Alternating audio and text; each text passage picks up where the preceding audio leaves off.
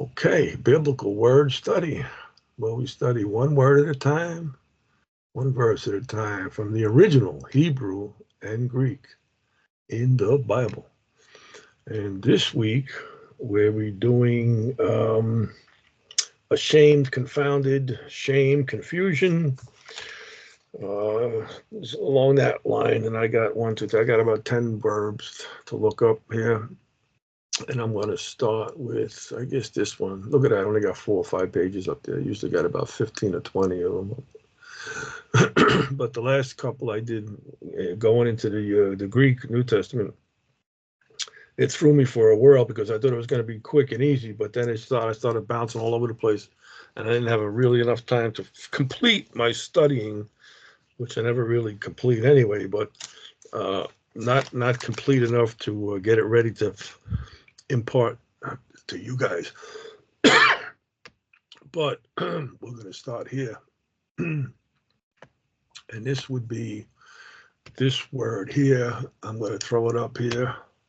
9054. Let's do this. This is the main verb here. Ashamed.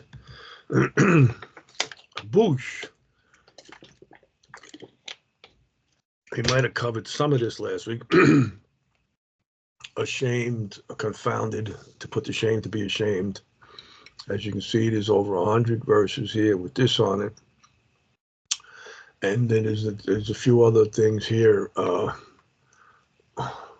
we'll look at. I'm going to go to the top here. So be ashamed, put to shame, disconcerted, disappointed, to confound. Sometimes you see delay and cease.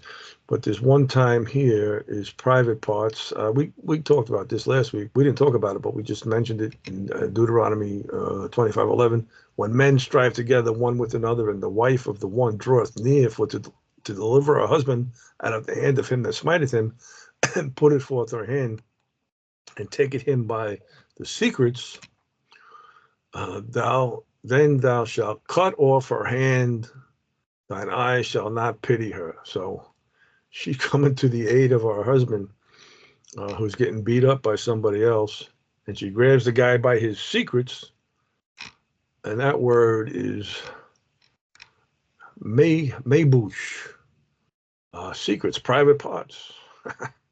Literally means that excites shame. So I just wanted to get that out of the way. That's one time in the Bible. It's a masculine noun. So, and the primary meaning of the root is to fall into disgrace, normally through failure, either of self or of an object of trust. Along with its derivatives, it occurs 155 times, all but 25 times in the prophets or the Psalms. No less than 38 occurrences are found in Jeremiah and 20 in Isaiah. The word is often paralleled with kalam, to be humiliated, and that's 36, 37. We'll look that up real quick. 36, 37, and that's ashamed. Kalam, and that's on our list, TWOT 987. We'll read that probably tonight too if we get a chance. And it goes together with this. You'll see them a lot. As a matter of fact, there's one verse that has like 5 or 6 different synonyms in it for being ashamed and confounded. So this kalam means to be humiliated, and less frequently hatat. I had the hatat down here. Hatat. And what did I do with it? You know what? Let me go into the book here because I got this on TWOT 222. I wrote all the numbers in the book. 222. Hatat is 2865. Okay. 2865. I think we looked at this. This is discouraged, dismayed. Hatat, dismayed, afraid, to be shattered, to be dismayed. 784. The idea is to be broken from, cracked. Different meanings, a lot of different meanings here. calamity, terror, fear. So we didn't cover this too much, but because it's not too much with shame. I think there's only one or two times where it's shame, but that's hatat.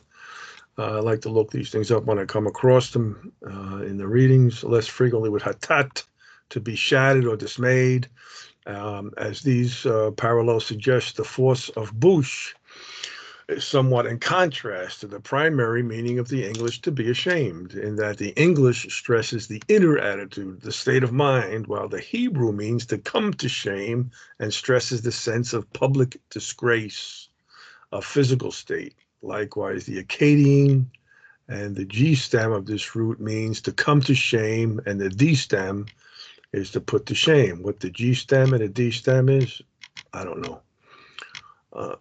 Bush and his derivatives are used in 5 somewhat distinct ways. First, it is used idiomatically to express long delay or cessation in Judges 3:25, 2 Kings 2:17, and 2 Kings 8:11.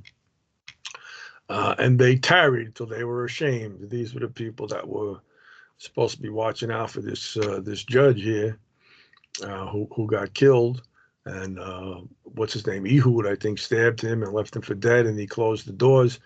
And they tarried till they were ashamed. And behold, he opened not the doors of the parlor. Therefore, they took a key and they opened them. And behold, their Lord was falling down dead on the earth. So this has to do with like expressing long delay or cessation these 3 times here. And then the 2 occurrences in the polel, which is a type of verb form, are used to express this idiom, and this is 32:1. It's not 32:11. So if you got your book out and your TWOT, you cross out this 32:11 and make it 32:1, and we'll go to that. We'll go to 32:1. It has something to do with waiting and tarrying long also.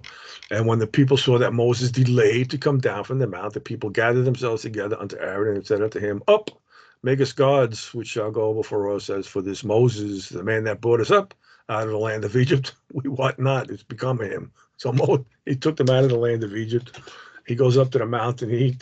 And this man, Moses, we don't know what's become of him. He's been up there so long. So this, the word here is delayed. Boosh. So something to do with being ashamed, I guess. They were ashamed while the idiomatic use of bush to express cessation may be related to the above, it is more likely that it represents an interchange in meaning with yabesh, to dry up. And yabesh is 3001. There was in 1. And the waters were dried up from off the earth. Yabesh, to dry up, wither, confounded, ashamed. We don't, I don't have this, I have it down, but not for tonight. Because it means, to dry, to become dry, to make wither. And a couple of times it has the word, as you can see here, confounded and ashamed, to make dry. So, and that's 67 times in the Bible. And then 4 of the 5 occurrences are used in Joel in 1, verses 10 to 17, where the Hifil form indistinguishable from the Yabesh are used. And you can see here, the field is wasted, the land worn, the corn is wasted, the new wine is dried up, the oil languisheth. Be ye ashamed, O ye husband, howl, O ye vine dressers, for the wheat and for the barley, because the harvest of the field is perished. The vine is dried up, the fig tree languisheth, the pomegranate tree, the palm tree also, the apple tree, even all the trees of the field are withered, because joy is withered away from the sons of men. And that's this Yabesh 3001, as you can see, it's here a couple of times. Yabesh, it's dried up, Yabesh. All right, and then also to the rest of the verses, you'll see it here. And then like desolate is broken down. The corn is withered. 3001 Yabesh. So he uses it in that context. It's withered. The second usage of Bosh expresses the sense of confusion, embarrassment, and dismay when matters turn out contrary to one's expectations. Thus, Job speaks of the shame of the caravaneers when they do not find water in the expected place. In Job 6:20, and that's 0954. You've got a couple of different words here. And they were confounded because they had hoped. They came thither and were ashamed. And this ashamed here is kafir. We'll look at this tonight, hopefully. 7:15 looks like a quickie read there. But they all go together with these things. You'll see synonymous word for ashamed, confounded, confused. And that's 2659, kafir, TWOT 715. If you're taking notes. As soon as I start talking, I lose my voice. It's just amazing. So also Israel will be ashamed when God cuts off the rain in Jeremiah 14:3. And their nobles have sent their little ones to the waters. They came to the pits and found no water. They returned with their vessels empty. They were ashamed and confounded and covered their heads. Ashamed, dabush, and confounded, kalam. They covered their heads. Kafaf, kafar. I had this down also, but that's for another day. In a more profound sense, Israel and the nations will be shamed by their idols when they fail them, and they will, and they have, and they will. They shall be turned back. They shall be greatly ashamed that trust in graven images, that say to the molten images, you are our gods. This is Isaiah 42, before northern Israel is taken away. And then in 586, when southern Judah is taken away, the wind shall eat up all thy pastors, and thy lovers shall go into captivity. Surely then shalt thou be ashamed and confounded for all thy wickedness. And Hosea, I can't go on. It shall also be carried into Assyria for a present to King Jareb. Ephraim shall receive shame, and Israel shall be ashamed of his own counsel. Hosea 10:6. And I'm looking at this 13:17. This is another one of these. Let me give you the rest of these for TWOT 222. If this keeps up, I can't go on. 36:37 kalam. But let me give you these other words here. The other numbers for this Bosh. It's 954, which I gave you. Okay, that's that. Bosh. And then you got 1322.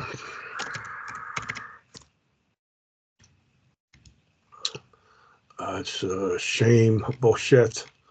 Shame, confusion, greatly ashamed. That's the feminine now. And then you got 1321, I believe. I don't know. I have it here. No, 1317. I think this is one time. Oh, 1317. Yeah, it's one time. Shame. Boshna. That's the one we're looking at now. Hosea 10:6. And then there's this other one we looked at already, the 40:16, grabbing by the secrets. So there's the masculine noun, feminine noun, and the verb. And there's bunch of verses on this here. All right. The third usage, and the one that is most common, carries the above thought, further expressing the disgrace which is the result of defeat at the hands of an enemy, either in battle or in some other manner, in particular, the awful shame of being paraded as captives is thought of in Micah 1:11. Pass you away, thou inhabitant of Saphir, having thy shame naked. The inhabitant of Zaanan came not forth in the morning of Beth Ezel. He shall receive of you his standing. Having shame, Boshet. Pass ye away. Micah 1:11. We'd have to read that in context to go and find out what he was talking about. But we can look up all of these. Shafir is a place in Judah. It means fair. Shafar means godly or goodly, to be pleasing, to be beautiful. And Zaanan means pointed, a town in the low country of Judah. Tson, which means flock or sheep or small cattle. Right? And Beth Ezel is the house of narrowing. Beth and Etzel, beside, near, conjunction, proximity. And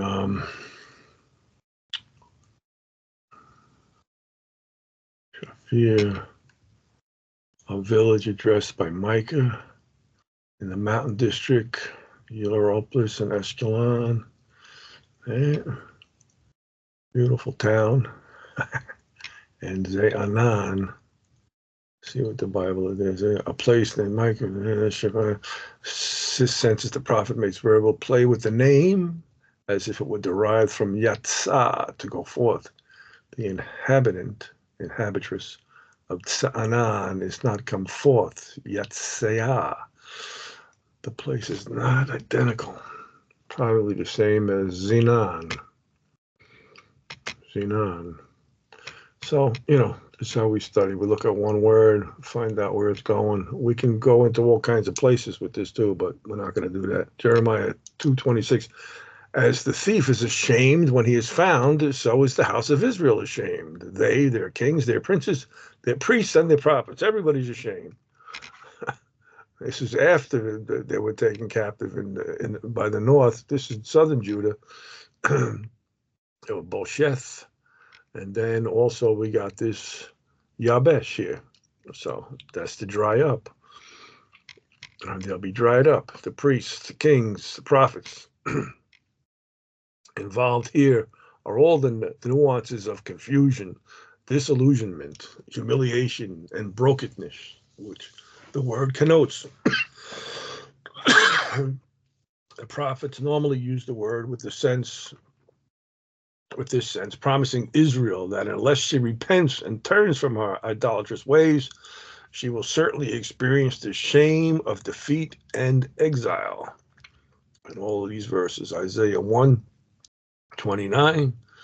So before they go into captivity in the north, for they shall be ashamed of the oaks which you have desired, and you shall be confounded for the gardens that you have chosen. So what's oaks and what's gardens, I don't think it's talking about trees. I don't think it's talking about literal gardens either. So you'll be ashamed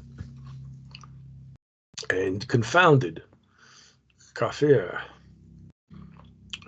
for the gardens. And they were ashamed, Yabesh, of a people that could not profit them, nor being helped, nor profit, but a shame, Boshet, and a reproach. And we studied this last week, Kerfa, reproach, shame, rebuke. When we got into that, we did a study on reproaching and shame, rebuking. You got that Kerpa and Karaf, and we studied this TWOT 749. All right.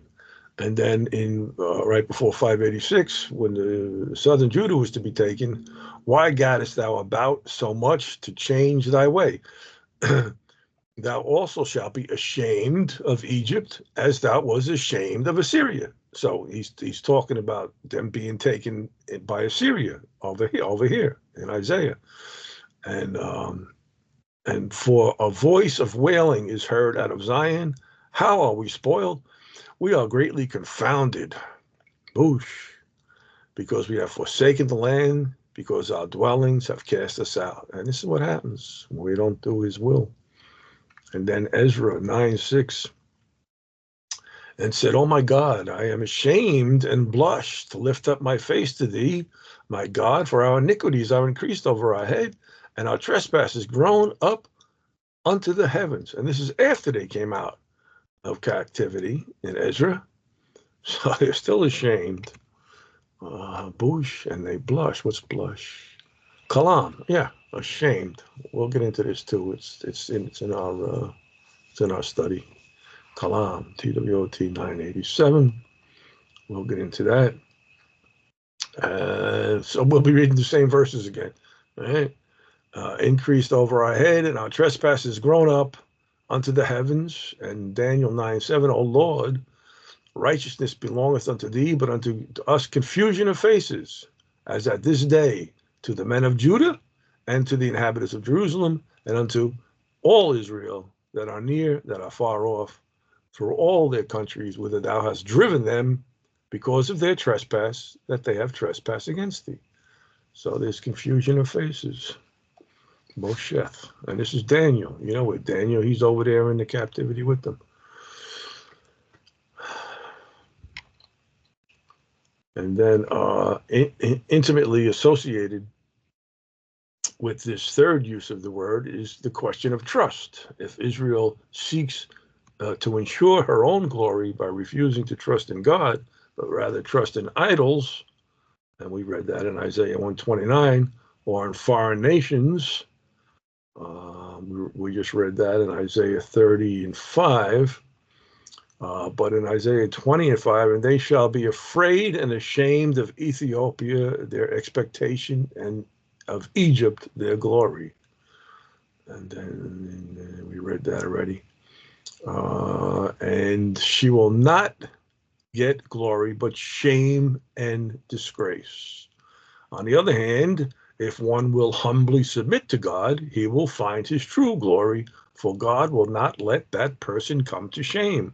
Isaiah 29:22, therefore thus saith the Lord, who redeemed Abraham concerning the house of Jacob, Jacob shall not now be ashamed, neither shall her face wax pale. And in Joel 2:26, and you shall eat in plenty and be satisfied, and praise the name of the Lord your God, that have dealt wondrously with you, and my people shall never be ashamed. And you shall know that I am in the midst of Israel, and that I am the Lord your God, and none else, and my people shall never be ashamed. You could probably put again, because they were ashamed after that.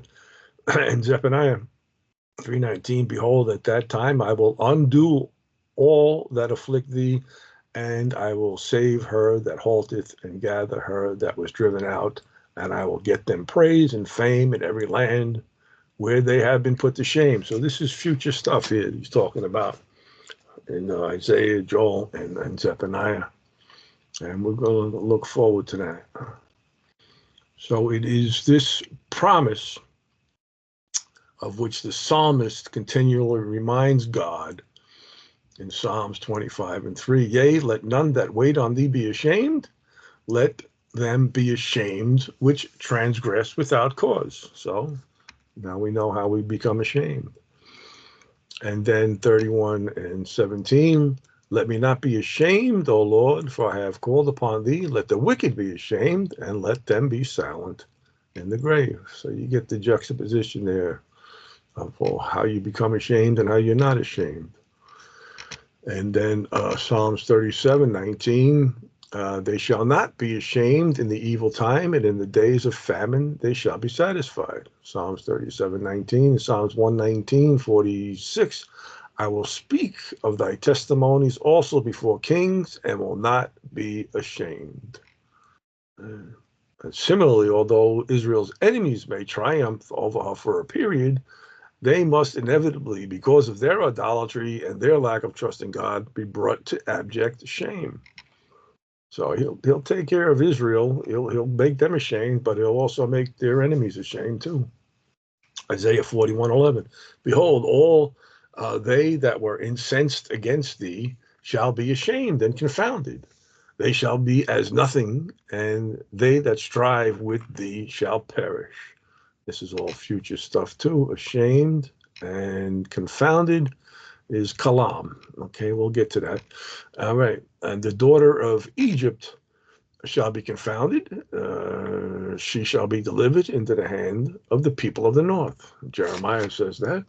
And also Jeremiah says, therefore, behold, the days come that I will do judgment upon the graven images of Babylon, and her whole land shall be confounded, and all her slain shall fall in the midst of her. So we had Babylon carry them away, and now he's going to turn around and he's going to confound Babylon. You go figure that out. I can't figure that out. Hey, John. Yo, hey, yo. Are you sharing anything? Because I don't see anything. Man, thanks for reminding me. Thank you for getting in here and saying that. Because I hope it makes sense what I was talking about, even though I wasn't, I wasn't showing it to you. But this now, all right. Thanks for coming in here and pointing that out. Similarly, although Israel's enemies may triumph over her for a period of time, okay, we just did that.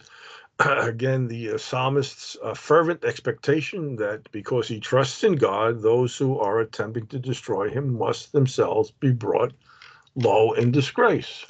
Psalm 6:10, let all mine enemies be ashamed and sore vexed. Let them return and be ashamed suddenly. So it's hard enough to follow along here when I'm not showing you things. I can imagine what it's like when I don't show you something. So I was showing you all of those definitions, and nobody mentioned it. Maybe they mentioned it in passing, but I don't read chat while I'm doing this. Anyway, so I should give you all of these verses again, all of these words that I'm looking up. Anyway, Psalms 22:6, but I am a worm and no man, a reproach of men and despised of the people. And Psalms 40:14, let them be ashamed and confounded together that seek after my soul to destroy it. Let them be driven backward and be put to shame that wish me evil. And ashamed, this is the one we're looking at here, Bush, because I haven't showed it to you yet. I did, but we didn't see it. And this is the TWOT 222, which we're reading now. And then confounded is the one over here, is kafir, all right, 2659. And TWOT 715, we'll get to that. That's on my list to do. So let me give it down backward and put to shame, 3637. Kalam, it's another one we're going to get to tonight, hopefully. So all of these synonymous words for shame, confounded, and okay, and Psalms 109:28, let them curse, but bless thou. When they arise, let them be ashamed, but let thy servant rejoice. And that's Bush 109:28. And then let me see. Fourthly, shame results from imprudent or immoral action. The use found in 1 Samuel 20:30. From Saul's perspective, Jonathan made a fool of himself, not only by committing a grave injustice against the reigning king, but also by jeopardizing his mother's position, who would become part of David's harem. Likewise, Job accused David of not thinking things through and thus acting foolishly. But this usage is largely restricted to Proverbs. All the occurrences are the hifel participles and references which describe explicitly or implicitly the actions of those who bring disgrace upon their parents or spouses. So Saul is talking here, and Saul's anger was kindled against his son, Jonathan. And he says, "Thou son of a perverse, rebellious woman, do not I know that thou hast chosen the son of Jesse to thine own confusion and to the confusion of thy mother's nakedness?" So Jonathan knew that David was going to be king, and Saul was angry at Jonathan for siding with David. And Saul says, "You're confused. You're Bosheth." Even his sons were named Ishbosheth and Mephibosheth. And that's a shameful man and a confounded man and confusion. Bosheth. That's it. Your own confusion, your mother's nakedness. And 2 Samuel 19:5. And Joab came into the house of the king and said, "Thou hast shamed this day the faces of all thy servants, which this day have saved thy life, and the lives of thy sons and thy daughters, and the lives of thy wives, and the lives of thy concubines." And this is probably because his son, he was sorry for his son Absalom. Meanwhile, Absalom wanted to take over the kingdom. And Joab slapping him around here, saying, "What's wrong with you, man? You have shamed Yabesh.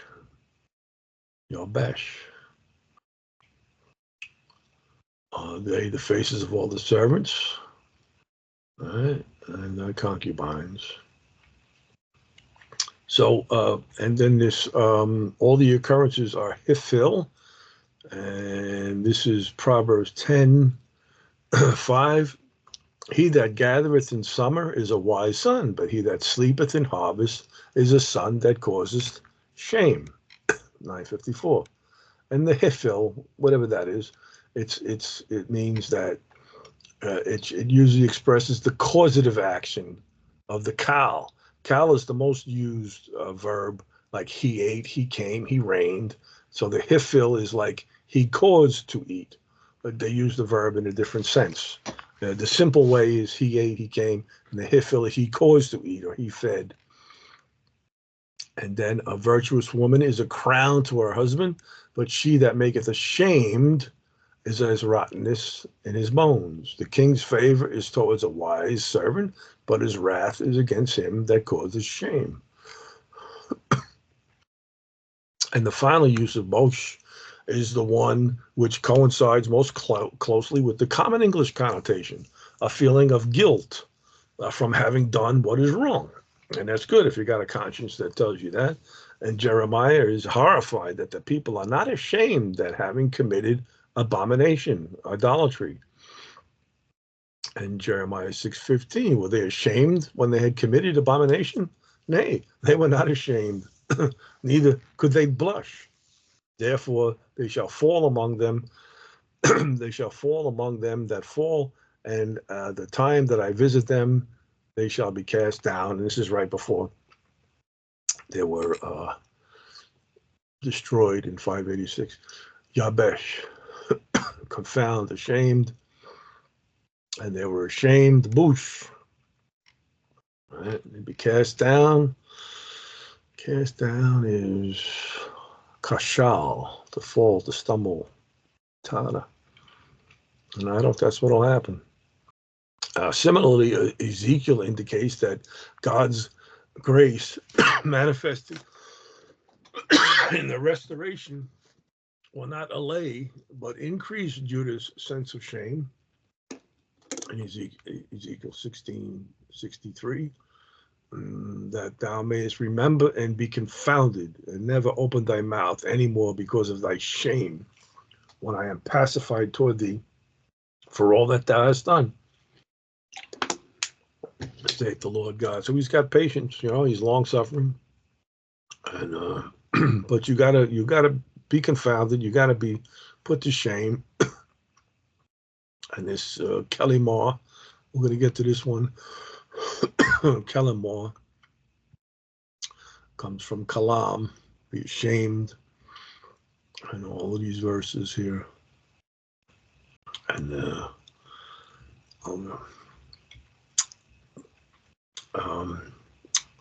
indicates that God's grace manifested in the restoration will not allay but increase Judah's sense of shame. Not until then will she see what a terrible thing it was to trust idols instead of the living God. Ezra, discovering the situation in Jerusalem, cries out that he is ashamed because our iniquities are higher than our heads. I don't know the verse for that, but it's in Ezra. Evidently, this sense of horror over idolatry accounts for the transmutation of the name of Saul's sons. We covered this last week.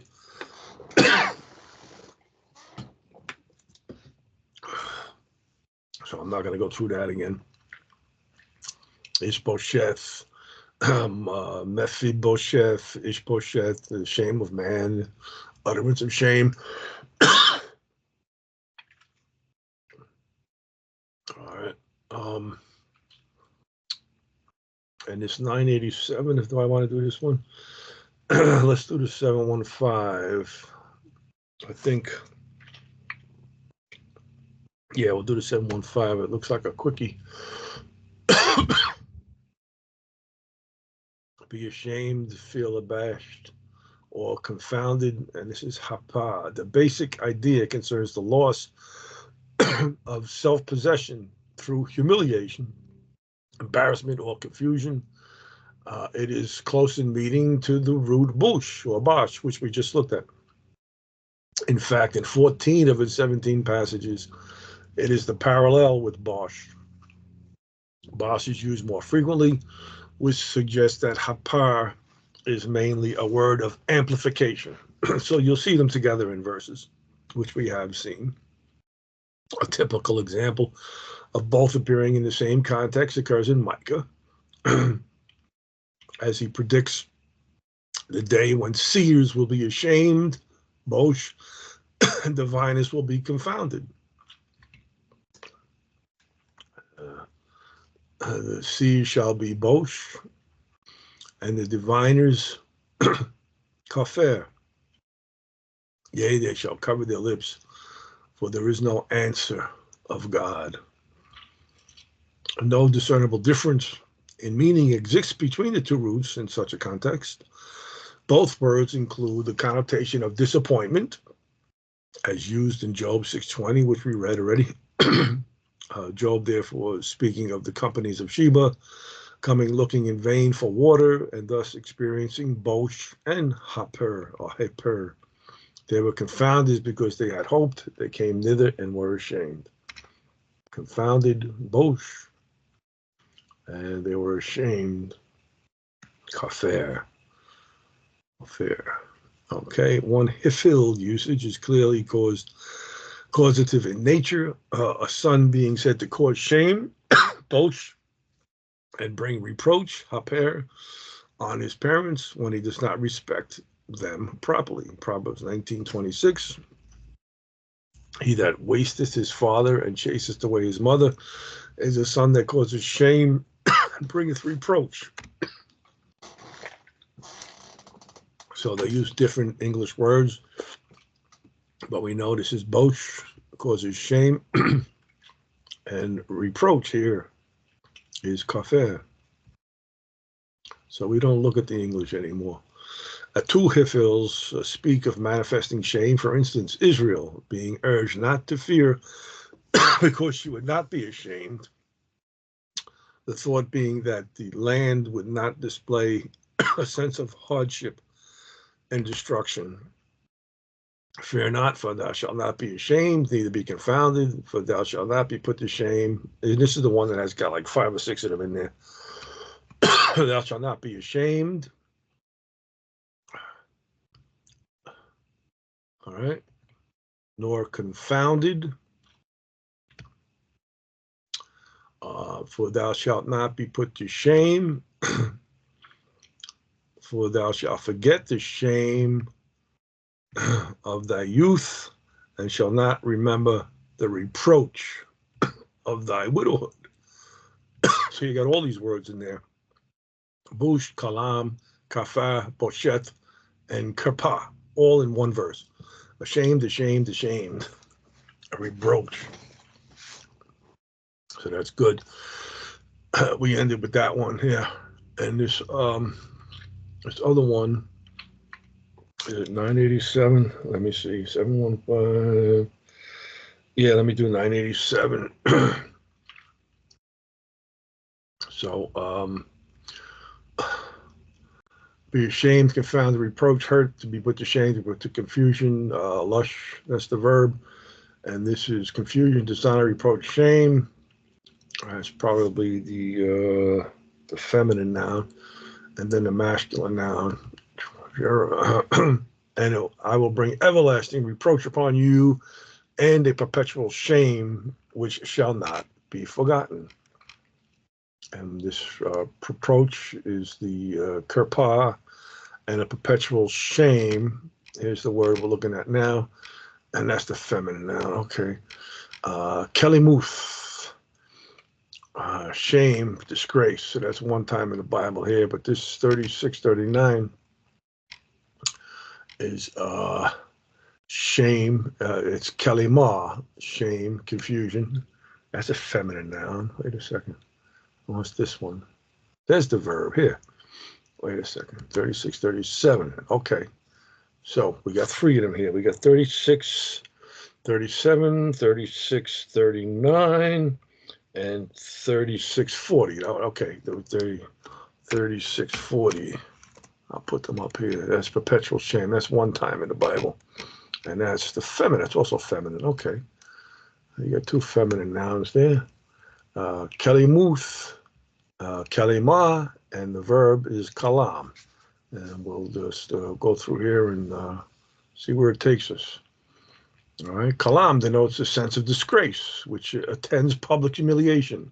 In 30 cases, the root is used in parallel with, guess what? Bosh, to be ashamed. Any distinction between the meanings of the two roots is therefore small. However, when kalam appears by itself, it does not often have the idea of disgrace, which comes through a failed trust. That's a prominent element in Bosh. Rather, it is more general disgrace resulting from any kind of humiliation. The fact that the Arabic cognate means to wound suggests the idea of a wounded pride. Kalam simply refers to wounding the body, wounding the spirit through public humiliation, and wounding of the spirit because of defeat and captivity. The first usage is supported by two references, both in 1 Samuel 25, where Nabal's men are said not to have been hurt by David, in 1 Samuel 25:7. And now I have heard that thou hast shearers. Now the shepherds were with us. We hurt them not. Neither was there aught missing unto them all the while they were in Carmel. And this is David talking to Nabal, I believe. And David sent out 10 young men, and David said unto the young men, get you up to Carmel and go to Nabal and greet him in my name. So he's going to Nabal, and he wants to get some sustenance from Nabal, and Nabal wouldn't give it to him, of course, and we know that story. And we hurt them not. 36:37, we hurt them not. Kalam, shamed them not. We didn't hurt them. But the men were very good unto us. So the men were going to Nabal and telling her how David's men treated them. And Nabal didn't want to hear it. But the men said they were very good unto us, and they did not hurt us, and neither missed we anything, as long as we were conversant with them when we were in the fields. And Nabal was so stupid, like his name says, that Nabal means foolish or something. I forget what it foolish. There you go. A descendant of Caleb. Okay. And David married his wife after he died. After Nabal died, David married his wife Abigail, and she had his first son. An example of the second kind of usage is found in 1 Samuel 20:34, where Saul is said to have done shame or hurt to David by maligning his character to Jonathan. 1 Samuel 20:34. So Jonathan arose from the table in fierce anger and did eat no meat the second day of the month, for he was grieved for David because his father had done him shame. All right. So Saul's talking about David behind his back. Turn around so I can talk behind your back. Other examples of such undeserved humiliations are, I hid not my face from shame and spitting. Isaiah 50:6. I gave my back to the smiters and my cheeks to them that plucked off the hair. I hid not my face from shame and spitting. In Numbers 12:14, and the Lord said unto Moses, if her father had but spit in her face, should she not be ashamed 7 days? Let her be shut out of the camp 7 days. After that, let her be received again. I was talking about, I guess, what's her name there? We take these out of context, but we know that's Miriam. She came down with what was it, leprosy or something? Miriam became leprous, white as snow, and Aaron looked upon Miriam, and behold, she was leprous. You can't go up against Moses and God, and nothing happened to you. But then he healed her, but she had to stay outside of the camp for 7 days. So in 2015, in 2 Samuel 10:15, when they told it David, he sent to meet them because the men were greatly ashamed. And the king said, tarry in Jericho until your beards be grown, and then return. So his men were somewhere, and the people that treated them bad, they cut off their beards, they cut off the bottoms of their pants and all that stuff, and they were ashamed. And David told them to hang out until your beards grow, and don't be ashamed. Don't be kalam. To be charged with wrongdoing brought its own shame in Judges 18:7. Then the 5 men departed and came to Laish and saw the people that were therein, how they dwelt careless, after the manner of the Zidonians, quiet and secure. There was no magistrate in the land that they might put them to shame in anything, and that they were far from the Zidonians and had no business with any man. So these guys took advantage of this, and they went out and they did some bad things. And they came unto their brethren, to the Zorah and Eshtaol, and their brethren said unto them, what say you? And they said, arise, that we may go up against them. We have seen the land, and behold, it is very good. And are ye still? Be not slothful to go and to enter into to possess the land. When you go, you shall come into a people secure, to a large land, for God hath given it into your hands, a place where there is no want of anything that is in the earth. And there went from thence of the family of the Danites, out of Zorah and of Eshtaol, 600 men appointed with weapons of war. And they came up and they destroyed this little town here. And that was some evil thing they did up there. The men of Dan.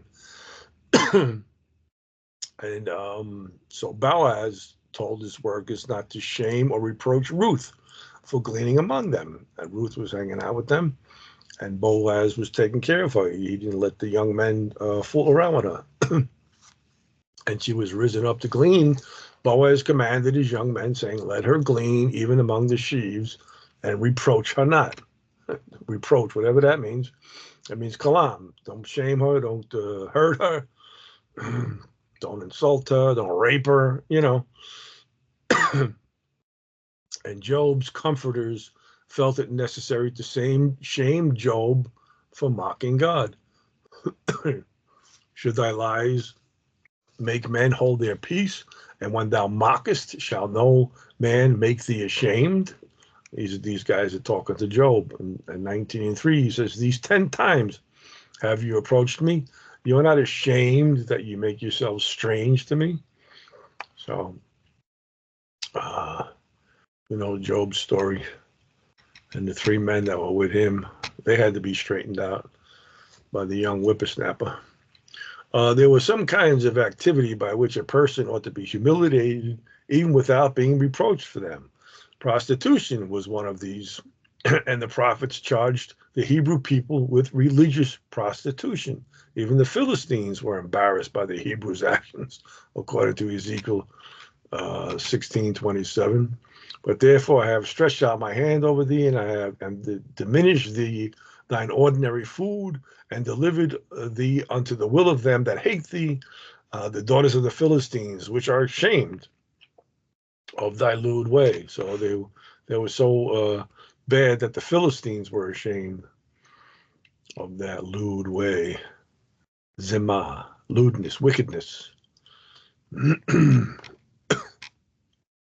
However, the people had not even the grace to blush. Jeremiah 3:3, 6:15, and 18:12. Therefore, the showers have been withholden, and there had been no latter rain. And thou hadst a whore's forehead and refuses to be ashamed. And in 6:15, were they ashamed when they had committed abomination? Nay, they were not at all ashamed, neither could they blush. Therefore, they shall fall among them that fall. And we read this already. And in 8:12, he says, were they ashamed when they had committed abomination? And that's a repeat of 6:15. Were they ashamed? Yabesh? No. And were they at all ashamed? Bosh? No. Neither could they blush. Kalam. So you got all three of them there. Cast down, same thing. Okay. So you got all these synonymous words for shame and blush. Therefore, the prophets promised that shame would come from another quarter, defeat and captivity. If they would not be embarrassed and ashamed because of their sins, they would be so because of their helplessness. So you sin, you're not ashamed, you have no conscience, and what happens? God does something. Therefore shall the strength of Pharaoh be your shame, and the trust of the shadow of Egypt your confusion. You're doing these evil things, you got no shame, no conscience, you're not blushing, you're not confounded, but so I'll send the people on it to beat you up. And Ezekiel 32:30, there be the princes of the north, all of them, and all the Zidonians, which are gone down with the slain, with their terror. They are ashamed of their might, and they lie uncircumcised with them that be slain by the sword, and bear their shame with them that go down to the pit. So if you don't, if you got no conscience, he's going to bring it on you. However, Israel will not finally be ashamed through God's punishment, but rather through his goodness. According to Ezekiel, it is when God, in undeserved grace, restores Israel and defends her, that Israel will become truly ashamed of the way she has treated him. I like this guy, Jay. I know every time I read something from him, it's good stuff. That thou mayest bear thine own shame and mayest be confounded in all that thou hast done, and that thou art a comfort unto them. In 16:54, I guess you'd have to look at this whole chapter in context here. Then thou shalt remember thy ways and be ashamed, when thou shalt receive thy sisters, thine elder and thy younger, and I will give them unto thee for daughters, but not by thy covenant. And in 63, that thou mayest remember and be confounded, and never open thy mouth any more because of thy shame, when I am pacified toward thee for all that thou hast done, saith the Lord. So he's going to bring chastisement upon them, and then they will be ashamed.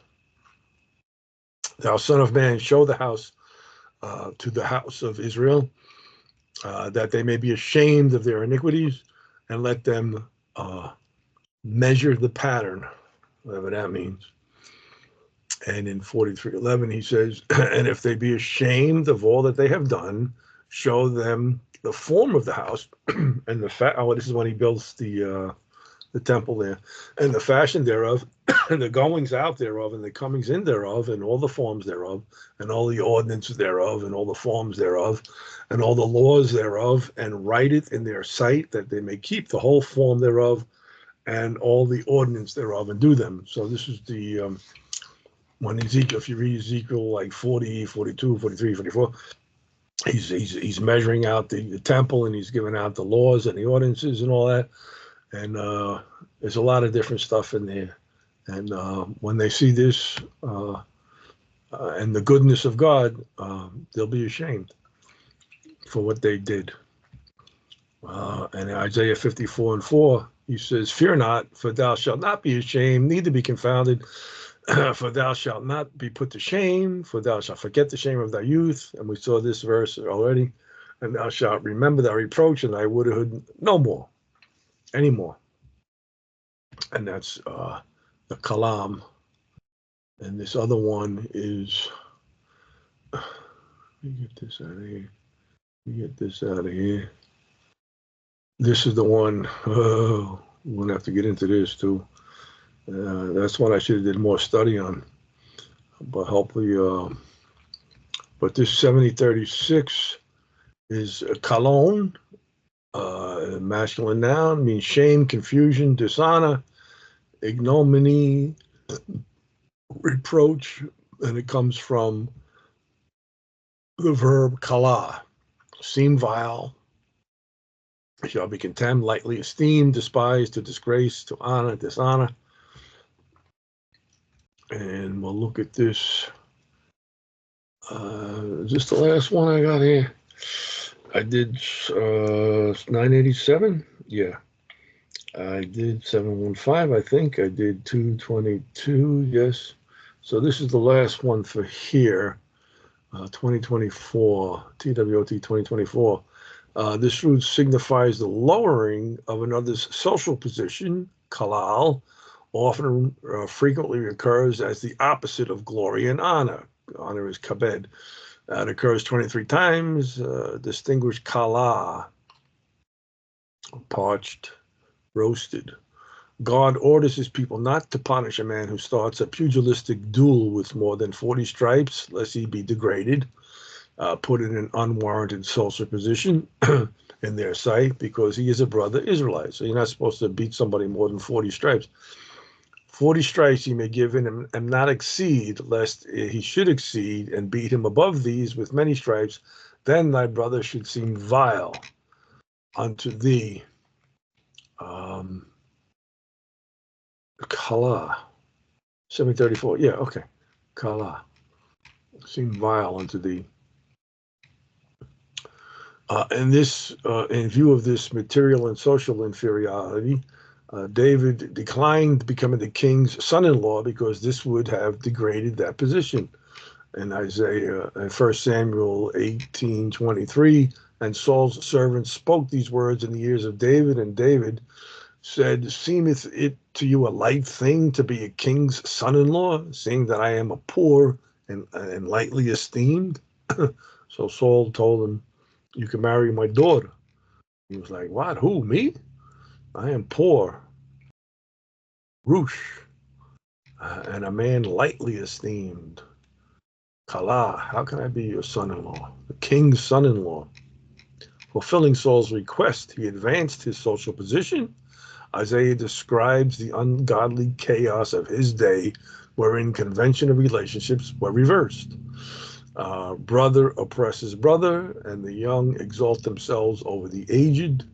In Leviticus 19:32, thou shalt rise up before the hoary head, and that's the wise man with the gray hair, and honor the face of the old man, and fear thy God. I am the Lord. Rise up before the hoary head, and honor the face of the old man, and fear Yahweh. But what's this? Okay. Kum, what do rise up? Hoary head. I'm looking for the word in here. I don't see it, but it might be another verse. What's the number here? Hold on a second. 7034 and 7036. 7034. Leviticus. No. 7036. 7036. Leviticus. Nope. Okay. Must be another thought they had in there. And the base, those who do not deserve honor against those who are worthy of honor. I didn't see the word in there, but we know what it means. You know, you got to have honor for the hoary head, for the old man. Isaiah 3:5. And the people shall be oppressed, every one by another, and every one by his neighbor. The child shall behave himself proudly against the ancient, and the base against the honorable. So you're talking about you should honor the ancient and be base. Is 3074 kala against the honorable, and that's kabed, right? Kabed, yeah, kabed. Oppress. I want to the name of the child shall be behaved proudly against the ancient. Zakein, elders, old man. Zakein, aged, old, to become old. And then we saw the hoary head, Hoary, hoary head. Hoary head, that's the old age, gray hairs, good. 82. And we're supposed to honor that. Yeah. Hoary head. I know it sounds like a terrible word, but it's not. Hoary head. The psalmist beseeches God to show his proud enemies their place. Psalms 83:16. Fill their faces with shame, that they may seek thy name, O Lord. Fill their faces with kalon. Knowledge of one's true stance before God is required of all who are to seek God. God says that he will change Israel's self-acclaimed glory into their rightful social position, dishonor.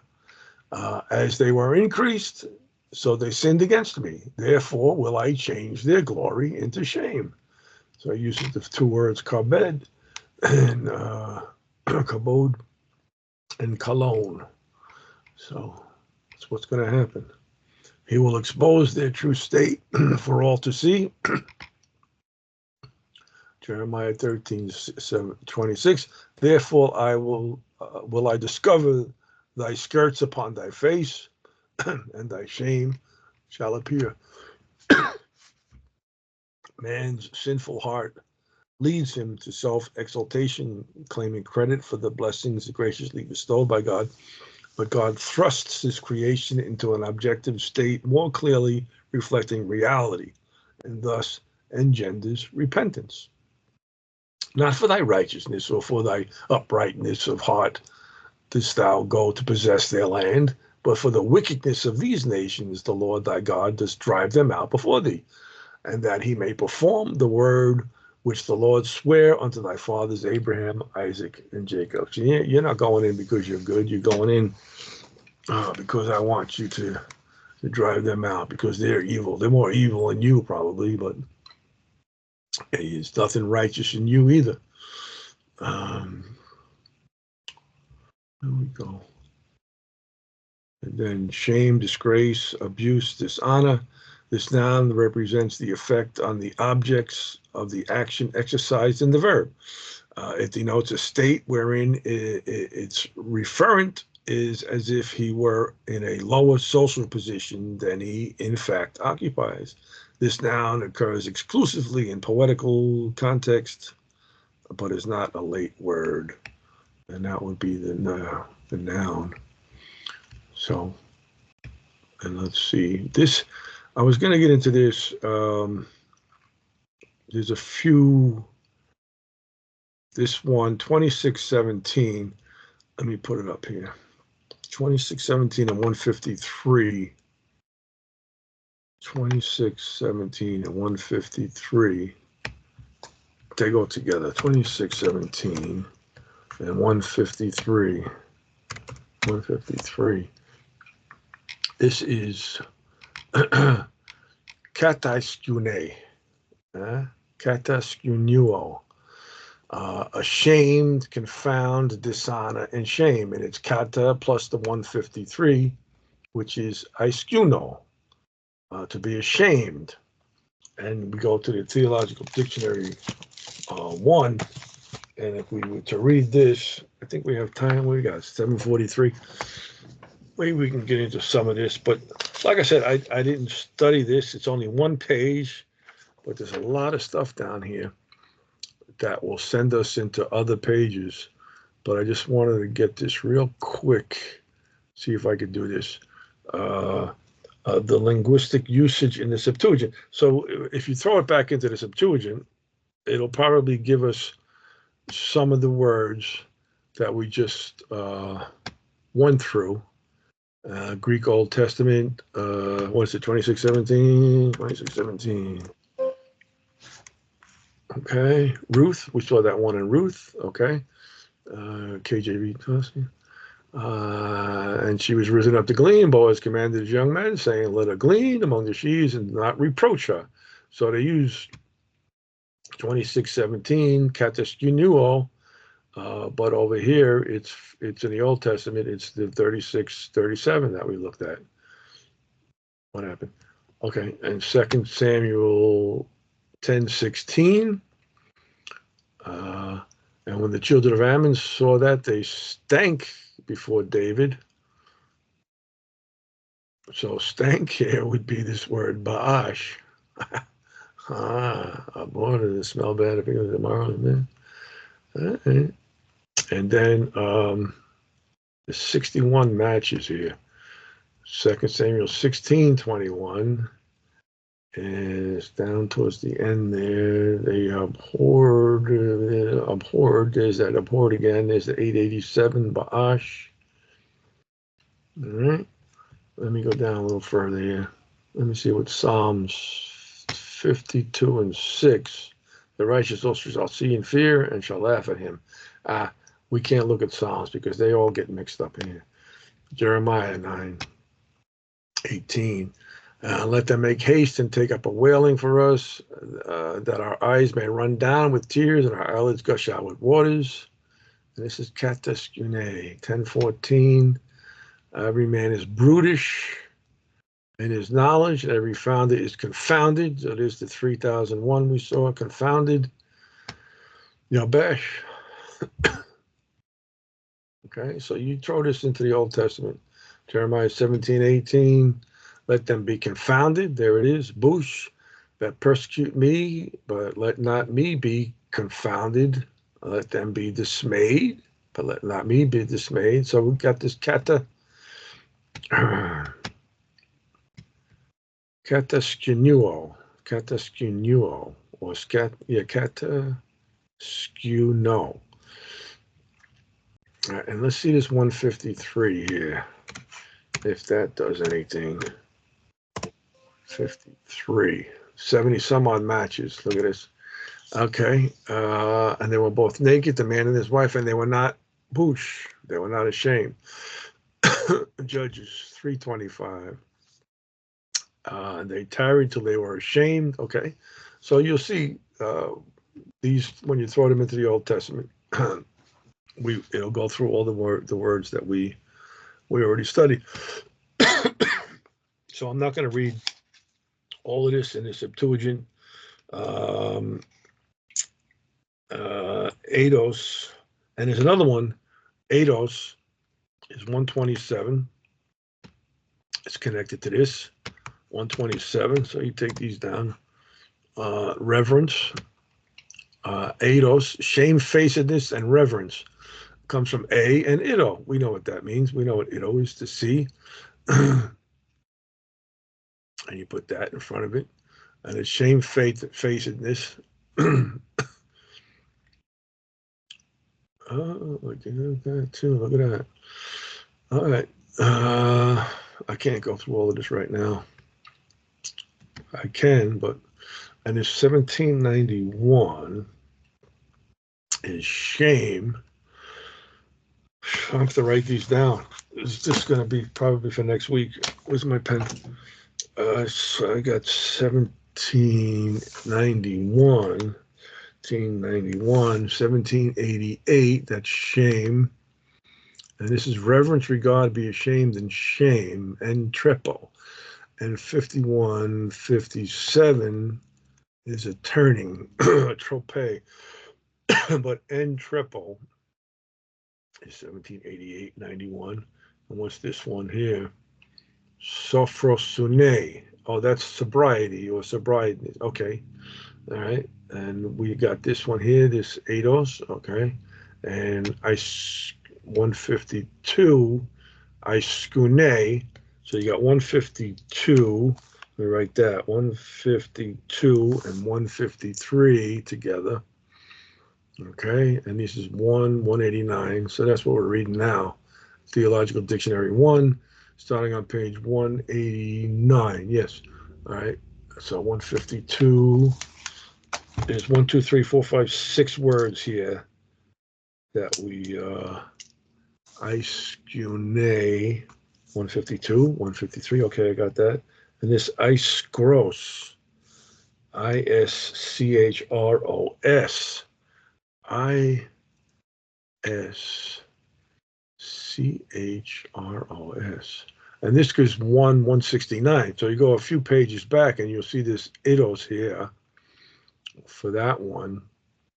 But I'm going to concentrate on this particular one here. So I got 153 and 152. So these are the same. So that's 3. And there's 3 more here. 1870, is it? No, that's epi something. All right. AISCH, AISCH, AISCHIJK,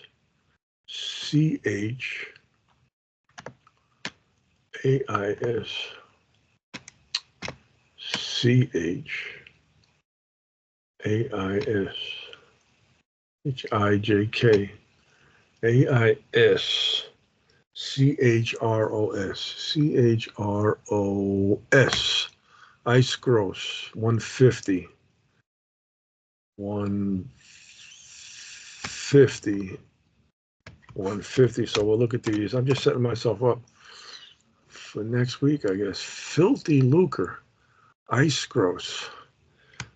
Let me get my red pen here. AISCHROS is 150. And this other word is AISCHROTES.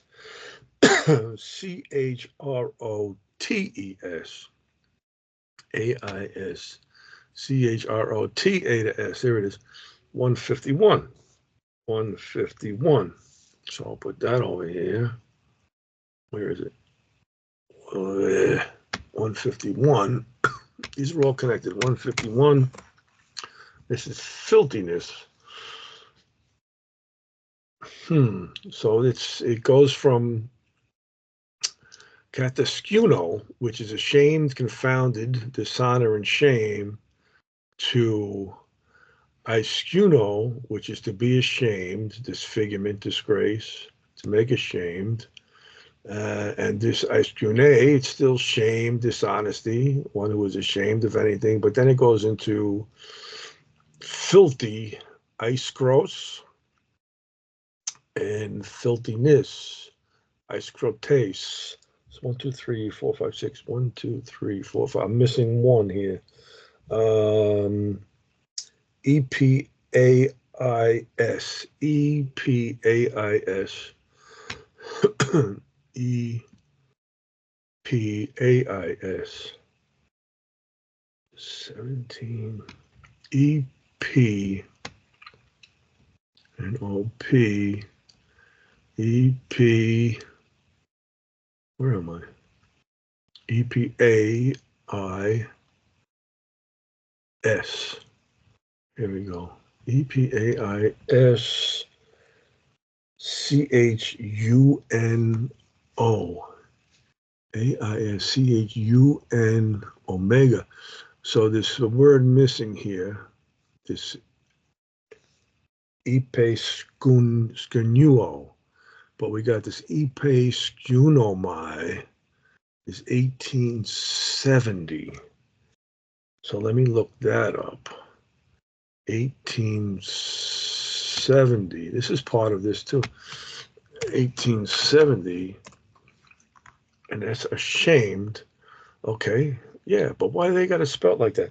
They got it spelled EPAISCHUN omega, but it's actually EPAISCHUNOMAI. So we got all 6 of them here. So this is what we're looking at in Theological Dictionary 1, 189. It's actually all on one page. And we could go through it now, but we're not, because we wouldn't have enough time. At least I got it all set up. So that's how we set these words up. That's how we set this up here. And we're going to take this out and this out. And this is 127. So that's another aspect. And this is be on 169. So that's about 20 pages back in the same book. Okay. That's that. And then, what's it doing? And what's this? Okay, we just did this. Oh, 1788. What's 1788? 1788. Oh, that's Entrepo. We'll have to make a separate page for that. 1788. 1788. I'm sure there's something else with that. What was it? Yeah, 1791. 1791. And this is shame, reverence. Look at that. Regard, shame, reverence. And this is shame and trope. Okay, it comes from 78. So we got that. There's no theological dictionary on this. So we'll just have to wing it. Okay, and 5157 is trope, or turning, like turning of the heavenly bodies. How about that? Trope. All right, and what else? 127 we got? Yes, we got 127. We got 1788, 1791. We got these 6 here. And this is, we can get rid of this. Except for this last one here. What's this? Hebrews 2:11. Ashamed, 1870. Okay, you're back. Yeah. How you doing? Tired. Everybody, Teresa came back. She went to a play. Yeah, it was really cool. Cool. I'll talk to you about it later. Right up in my face. All right. All right. She's back. Good. Ipaeskonomai, 1870. I think I got that already on a page, right? Yeah, I got this on a page already over here. 1870. Where is it? I don't. Oh, do I? Yes, it's on this page. Maybe I'll put it on its own page here, because it's still 189. Also, so there's 7 things here. 1, 2, 3. No, that's 6. Okay, we're good. All right, that's it for now tonight. Okay, we're set up for next week. Thank you, God, for everything. One word at a time, one verse at a time until we get it. And we're never going to get it. We know that. So we love you. Give you all the honor and glory. In Jesus' name, amen. Thank you, God. And thank you guys for coming here and hanging out. Stop recording. Thank you, God, for everything.